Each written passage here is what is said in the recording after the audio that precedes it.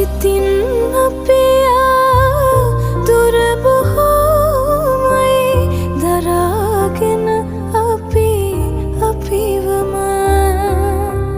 හිතේ ගැඹුරුම තැනක ලිව්වා මගේ ප්‍රේමය නුඹටම.